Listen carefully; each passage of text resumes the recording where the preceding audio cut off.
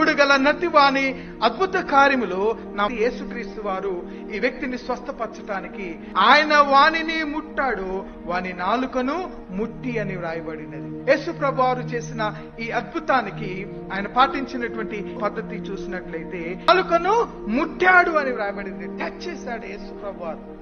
ఆ వ్యక్తి యొక్క నాలుకను ఆయన ముట్టి టచ్ చేసి స్వస్థపరిచాడు. కారణం ఏంటో తెలుసా? మానవులుగా మనకొక విశ్వాసం ఉంటుంది. ఏంటి మానవులుగా మనకున్న విశ్వాసం ఏంటంటే, కొంతమంది చెప్తుంటారు, ఆ డాక్టర్ దగ్గరికి నేను వెళ్ళగానే ఏంటోనండి స్వస్థపరచబడ్డాను.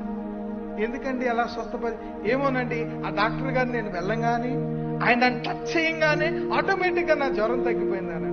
మానవులుగా మనము కొన్ని విశ్వాసాలు కలిగి ఉంటాం. ఆ వ్యక్తి దగ్గరికి వెళ్తే, ఆ డాక్టర్ని సంపాదిస్తే, ఈ పాస్టర్ గారు ప్రార్థన చేస్తే, ఈ దేవాలయంకి వెళ్తే నాకు స్వస్థత కలుగుతుంది. కొన్ని సెంటిమెంటల్ మన జీవితంలో ఉంటుంది.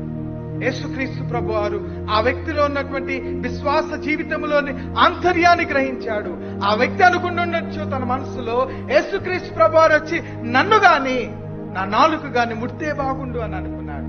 ఆయన ఆంతర్యాలను దేవుడు గ్రహించి ఆయన నాలుకను ముట్టాడు. మన దగ్గరికి రావాలి, మనతో భోజనం చేయాలి, మన గృహములో ఉండాలి, మనం విశ్వసించినవన్నీ మన జీవితంలో జరగాలి అనంటే దేవుని వైపు మనము చూచేటువంటి వారముగా ఉండాలని ప్రభు జ్ఞాపకం చేస్తున్నాడు.